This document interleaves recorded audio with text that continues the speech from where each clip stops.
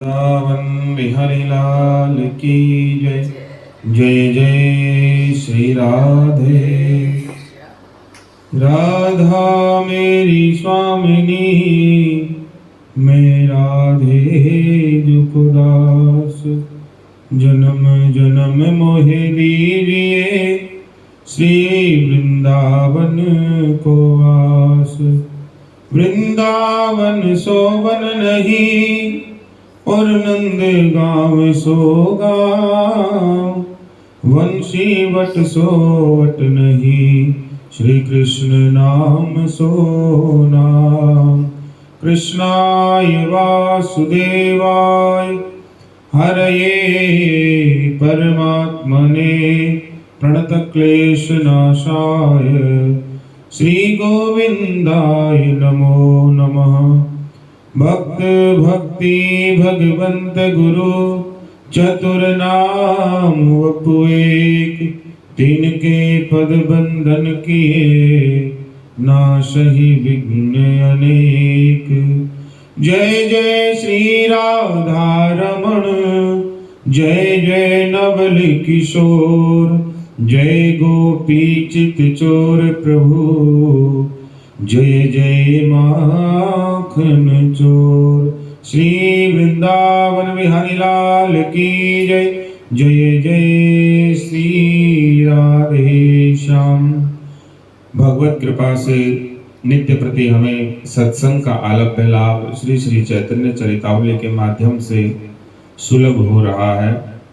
उसी श्रृंखला में कल हमने स्मरण किया कि संन्यास दीक्षा श्री श्री चैतन्य महाप्रभु जी को मिली है और इनका नामकरण भी हुआ श्री कृष्ण चैतन्य भारती के रूप में। संन्यास लेने के बाद एक रात्रि इन्होंने अपने श्री गुरु जी के चरणारविंद में बिताई। रात्रि का अंत हुआ, पूर्व दिशा में अरुणोदय की लालिमा छा गई, मानो प्रभु के लाल वस्त्रों का प्रतिबिंब पूर्व दिशा में पड़ गया हो। भगवा वस्त्र जो धारण किए, तो सुबह सूर्योदय जब हुआ तो ऐसा लगा कि वस्त्रों का प्रतिबिंब आज पूर्व दिशा में पड़ गया हो। भगवान भुवन भास्कर नवीन सन्यासी श्री कृष्ण चैतन्य के दर्शनों को उतावले से प्रतीत होने लगे।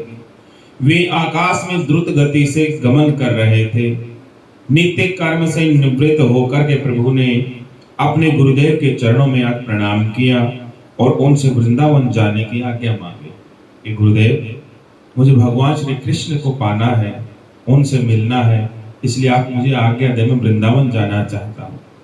प्रेम में पागल हुई सन्यासी प्रवर भारती महाराज अपने नवीन शिष्य के वियोग दुख को स्मरण करके बड़े ही दुखी हुए। उनकी दोनों आंखों से आंसू भर आए। आंसुओं को पोंछते हुए भारती जी ने कहा कि कृष्ण चैतन्य, मैं समझता था कुछ काल तुम्हारी संगति में रह करके मैं भी श्री कृष्ण प्रेम रस अमृत का पान कर सकूंगा, किंतु तुम आज ही अन्यत्र जाने की तैयारी कर रहे हो, इससे मेरा हृदय आज विदीर्ण हुआ जा रहा है। यद्यपि मैं गृह त्यागी वीतरागी सन्यासी कहलाता हूं, तो भी न जाने क्यों तुम्हारे बिछोह से मेरा दिल धड़क रहा है। सन्यासी का मतलब होता है सर्वस्व का त्याग। क्या मिलना क्या बिछुड़ना उसके लिए मायने नहीं रखता। लेकिन आज चैतन्य महाप्रभु जी जब अपने गुरुदेव के यहाँ से जाने की बात कह रहे हैं, तो गुरु का दिल धड़क रहा है। वो कहने लग रहे हैं कि मेरा हृदय विदीर्ण हुआ जा रहा है। यद्यपि मैं गृह त्यागी वीतरागी सन्यासी कहलाता हूँ, तो भी न जाने क्यों तुम्हारी बिछोह से मेरा दिल धड़क रहा है और स्वाभाविक ही मेरे हृदय में एक प्रकार की बेचैनी सी उत्पन्न हो रही है। भैया, तुम कुछ काल मेरे आश्रम पर ही रहो, फिर जहां भी कहो वहां चले जाना, और तुम ही नहीं जाओगे फिर हम दोनों साथ ही साथ चलेंगे। दोनों हाथों की अंजलि बांधे हुए चैतन्य देव ने कहा कि गुरुदेव, आपकी आज्ञा पालन करना तो मेरा सर्वप्रधान कर्तव्य है, किंतु अब मैं क्या करूं? मेरे बस में कुछ नहीं है। मैं क्या करूं? मेरा मन श्री कृष्ण से मिलने के लिए अति व्याकुल हो रहा है। आप मुझे अब श्री कृष्ण के बिना देखे अब मुझे चैन नहीं पड़ता। आप ऐसा आशीर्वाद दीजिए कि मैं अपने प्यारे श्री कृष्ण को पा सकूं और आपके चरण कमलों का सदा स्मरण करता रहूं। अब तो मैं आज्ञा ही चाहता हूं आपसे, बस अब आप आज्ञा दीजिए और कुछ भी ना कहिए। प्रभु के प्रेम पास में बंधे हुए भारती जी कहने लगे, यदि तुम नहीं मानते हो और जाने के लिए तुले हुए हो तो चलो, मैं भी तुम्हारे साथ कुछ दूर तक चलता हूं। यह कहकर के भारती जी भी अपना दंड कमंडल लेकर के साथ चलने के लिए तैयार हो गए। प्रभु अपने गुरुदेव भारती महाराज को आगे करके पश्चिम दिशा की ओर चलने लगे और उनके पीछे चंद्रशेखर, आचार्य रत्न, नित्यानंद, गदाधर और मुकुंद आदि भक्त भी चलने लगे। आचार्य रत्न को अपने पीछे आते हुआ देखते हुए अत्यंत ही दीन भाव से प्रभु ने कहा, आचार्य देव, आपने मेरे पीछे सदा ही कष्ट उठाए हैं।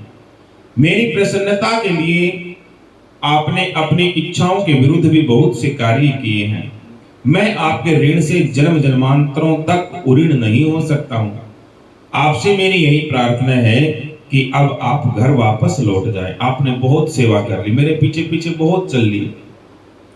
लौटने का नाम सुनते ही आचार्य रत्न मूर्छित होकर के पृथ्वी पर गिर पड़े और रोते रोते कहने लगे, आपकी आज्ञा के विरुद्ध कार्य करने की शक्ति भला किसमें है? आप जिसे जो आज्ञा करेंगे उसे वही करना होगा, किंतु मेरी हार्दिक इच्छा यही थी कि कुछ काल और प्रभु के सहवास सुख से अपने जीवन को मैं कृतार्थ कर सकता। प्रभु ने स्नेह के साथ बहुत ही सरलता पूर्वक कहा, यह ठीक नहीं है ना? आज आपको घर छोड़े 3-4 दिन होते हैं। घर पर बाल बच्चे ने जाने क्या क्या सोच रहे होंगे। आप अभी चले जाएं। किंतु अश्रु विमोचन करते हुए प्रभु के पैरों को पकड़ करके आचार्य जी कहने लगे, प्रभु मुझे आप भुलाइएगा नहीं। नवद्वीप के नर नारियों को भी बड़ा संताप है, उन्हें भी आपके दर्शनों से सुख मिलेगा। मैं ऐसा भाग्यहीन निकला कि प्रभु की कुछ भी सेवा न कर सका। नवद्वीप में भी मैं सदा सेवा से वंचित ही रहा, मैं आपकी सेवा नहीं कर सका।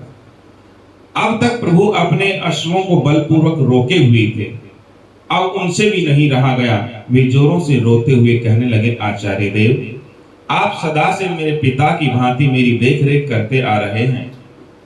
मुझे अपने पिता का ठीक ठीक भी होश नहीं है कि वो कैसे थे। आपके ही द्वारा मैं सदा पितृ सुख का अनुभव करता रहा हूं। आप मेरे पितृतुल्य क्या पिता ही हैं।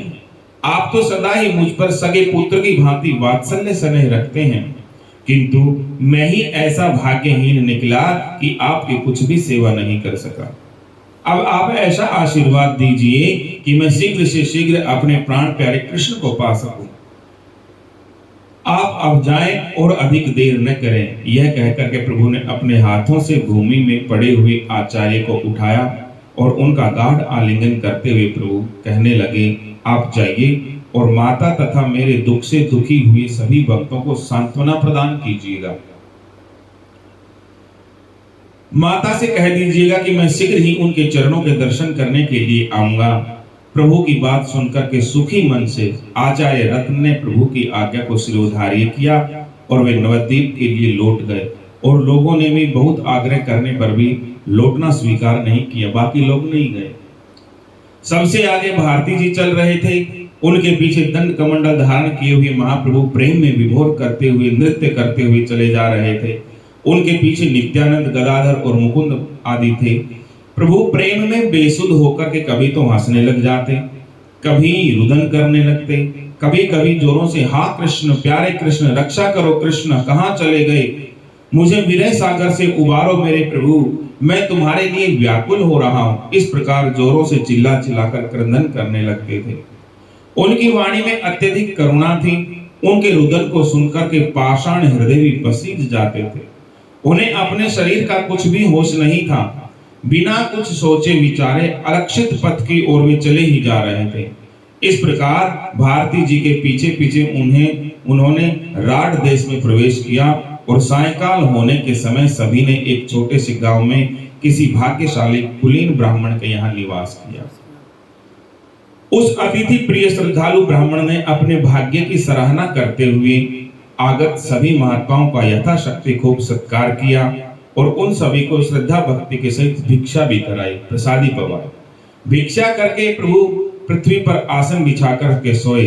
भारती जी का आसन ऊपर की ओर लगाया गया और गदाधर, मुकुंद तथा नित्यानंद जी प्रभु को चारों ओर से घेर करके सोए, कहीं रात को कहीं निकल न जाए। लेकिन जाने वाला नहीं रुकता, निकलने वाला नहीं रुकता। दिन भर रास्ता चलने से सबके सब पढ़ते ही सो गए, किंतु प्रभु की आंखों में नींद कहां, उनको कहां नींद आने वाली थी। वे तो श्री कृष्ण के लिए व्याकुल हो रहे थे। सबको गहरी निद्रा में देख करके प्रभु जी धीरे से उठे और पास में रखे हुए अपने दंड कमंडल को उठाया और भक्तों को सोते ही छोड़ करके रात्रि में पश्चिम दिशा को लक्ष्य करके वो आगे बढ़ गए, चल पड़े और प्रेम में विभोर होकर के हरे कृष्ण कृष्ण कृष्ण हरे हरे, हरे राम राम राम हरे हरे। इस महामंत्र का उच्चारण करते जाते कभी कभी अधीर होकर के कातर वाणी से राम राघव राम राघव रक्ष मां, कृष्ण केशव कृष्ण केशव पाहि मां। इन नामों को लेते हुए जोरों से रुदन करते हुए वो आगे की ओर बढ़ गए। इधर नित्यानंद जी की आंखें खुली। सबसे पहले उन्होंने संभ्रम के सहित चारों ओर प्रभु को पहले तो देखा, चारों ओर नजरें घुमाई, किंतु अब प्रभु कहां। वे सर्वस्व हरण हुए व्यापारी की भांति यह कहते हुए, हाय प्रभु, हम अभागियों को आप सोते हुए छोड़ करके कहां चले गए। उठते ही हाँ जी जोरों के साथ रुदन करने लगे। उठते ही नित्यानंद जी के रुदन को सुनकर के सब मनुष्य जाग पड़े और एक दूसरे को दोष देते हुए कहने लगे, हमने पहले ही कहा था कि बारी बारी से एक आदमी पहरा दो, किंतु किसी ने हमारी मानी ही नहीं। कोई अपनी निद्रा को ही धिक्कारने लगे। इस प्रकार भांति भांति से सभी विलाप करने लगे। अब नित्यानंद जी ने भारती महाराज जी से प्रार्थना की, भगवान आप अब अपने आश्रम को लौट जाएं। आप हम लोगों के साथ कहां कहां भटकते फिरेंगे, हम तो जहां भी मिलेंगे वहीं जाकर के प्रभु की खोज करेंगे। भारती जी अब करते ही क्या। अंत में उन्होंने दुखित होकर के आश्रम को लौट जाने का ही निश्चय किया और नित्यानंद जी गदाधर आदि मुकुंद को साथ लेकर के पश्चिम दिशा की ओर प्रभु को खोजने के लिए चलते हैं कि प्रभु शायद इधर ही गए होंगे। प्रभु बहुत दूर निकल गए थे। वे प्रेम में बेसुध होकर के कभी गिरते, कभी पड़ते, कभी लोटपोट हो जाते, कभी उठते, कभी घंटों मूर्छित होकर पड़े ही रहते। कृष्ण प्रेम में अधीर होकर के वे इतने जोरों से रुदन करते कि उनकी क्रंदन ध्वनि कोस भर तक सुनाई देती थी। हाँ कृष्ण कह करके पुकारते थे। रात्रि के समय वैसे भी आवाज दूर तक सुनाई देती है। भक्तों ने प्रेम के कणु क्रंदन की ध्वनि को दूर से सुना, आवाज सुनाई दे गई। उस ध्वनि के श्रवण मात्र से ही सभी के शरीर में पुलकित हो उठे। सभी आनंद में उन्मत्त होकर के एक दूसरे का आलिंगन करते हुए, नाचते हुए और उसी ध्वनि का अनुमान करते हुए प्रभु के पास पहुंच गए। 4-5 कोस पर वक्रेश्वर भी आ मिले। मुकुंद दत्त ने बड़े ही सुरीले स्वर से श्री कृष्ण गोविंद हरे मुरारे, हे नाथ नारायण वासुदेवा। श्री कृष्ण गोविंद हरे मुरारे, हे नाथ नारायण वासुदेवा। हे नाथ नारायण वासुदेवा, हे नाथ नारायण वासुदेवा। श्री कृष्ण गोविंद हरे मुरारे, हे नाथ नारायण वासुदेवा। इन भगवान नामों का संकीर्तन आरंभ कर दिया। किसने? मुकुंद दत्त ने। संकीर्तन को सुनते ही प्रभु आनंद के साथ नृत्य करने लगे। सभी भक्त प्रभु के दर्शनों से परम प्रसन्न हुए, मानो किसी को चोरी की हुई संपूर्ण संपत्ति फिर से प्राप्त हो गई हो। प्रभु भी भक्तों को देख करके सुख का अनुभव करने लगे।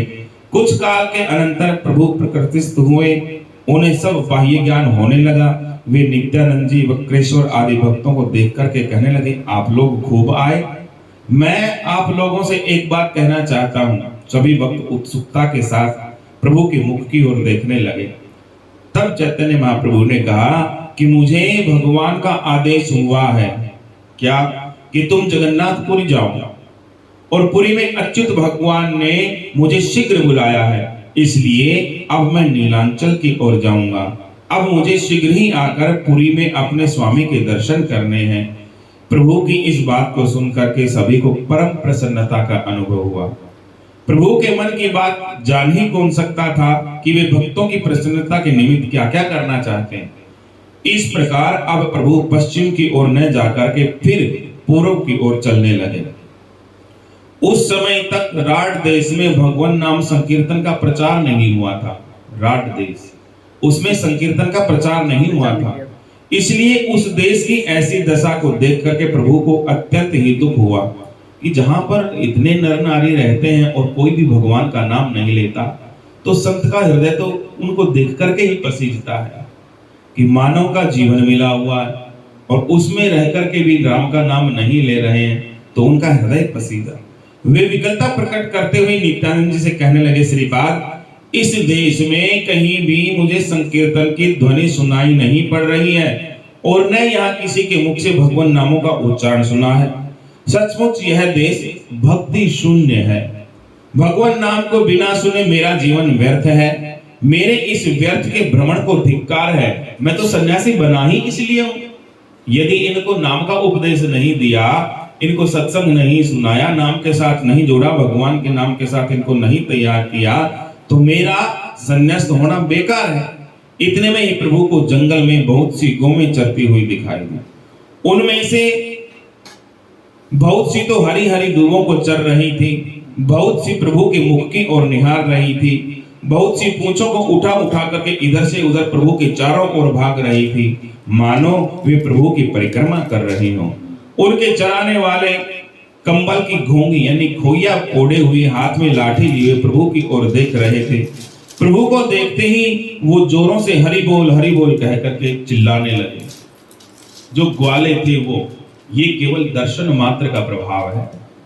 उन छोटे छोटे बाल गोपालों के मुख से श्री हरि का कर्ण प्रिय सुमधुर नाम सुनकर के प्रभु अधीर हो उठे। उन्हें उस समय एकदम वृंदावन का स्मरण हो आया। वे बाल गोपालों के समीप जाकर के उनके सिरों पर हाथ रखते हुए कहने लगे, हाँ हाँ, और गाओ और कहो, श्री हरि हरि और कहो, बोलो हरि कहो। बच्चे आनंद में विभोर होकर के आए और जोरों के साथ हरि हरि ध्वनि करने लगे। प्रभु की प्रसन्नता का अब ठिकाना नहीं रहा। वे इन बालकों के पास बैठ गए और बालकों की सी क्रीड़ाएं करने लगे। उनसे बहुत सी बातें पूछने लगे। बात ही बातों में प्रभु ने उन लोगों से पूछा, यहाँ से गंगा जी कितनी दूर है?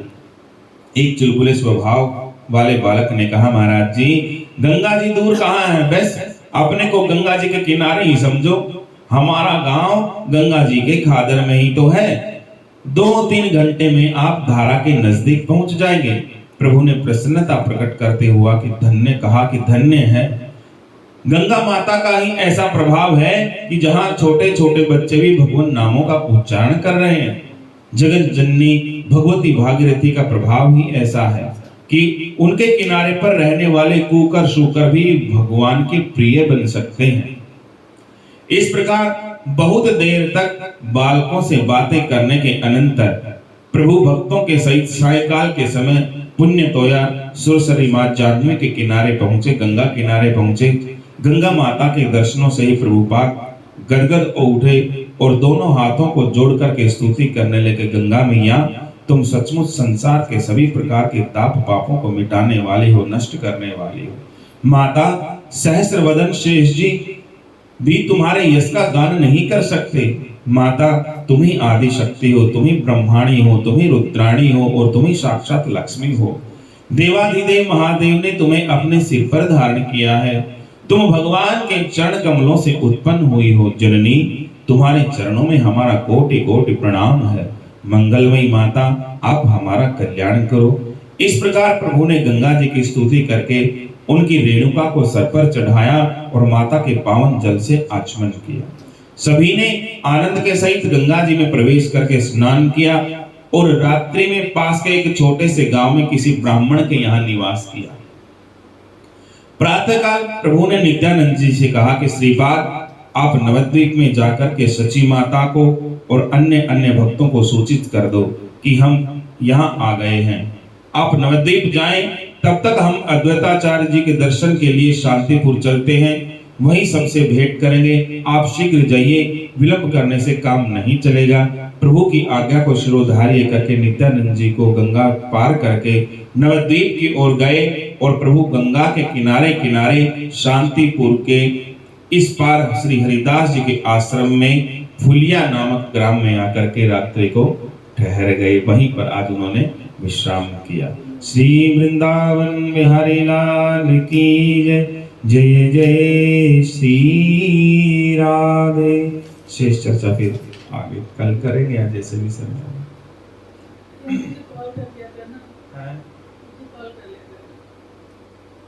लिंक भेज दिया नहीं तो डायरेक्ट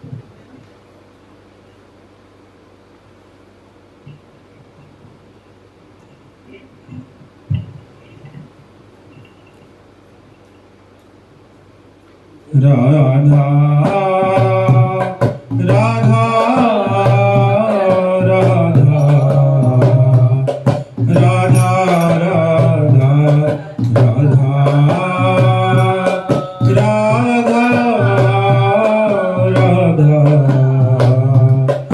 राधा राधा जपो राधा राधा जपो राधा राधा जपो राधा राधा जपो राधा राधा राधा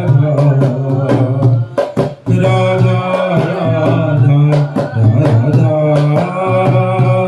श्री राधा राधा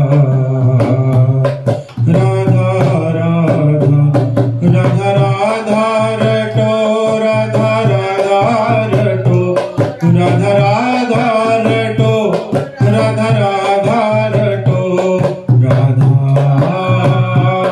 राधा राधा राधा राधा जो ना राधा जपे उसको मोहन तजे, जो ना राधा जपे उसको मोहन तजे, जो भी राधा जपे उसको मोहन भजे, जो भी राधा जपे उसको मोहन भजे। कृष्ण की मुरली ने कृष्ण की मुरली ने मंत्र यही साधा, कृष्ण की मुरली ने मंत्र यही साधा। राधा राधा राधा राधा राधा राधा राधा राधा राधा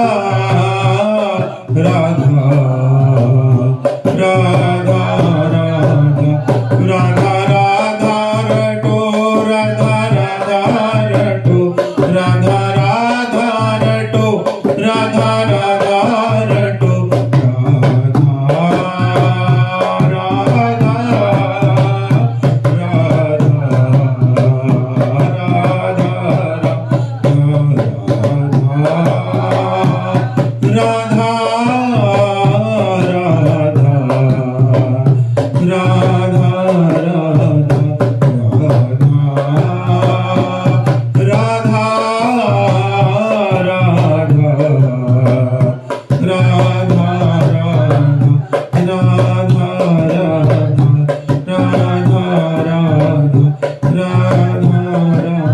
जय जय श्री राधेश्वर।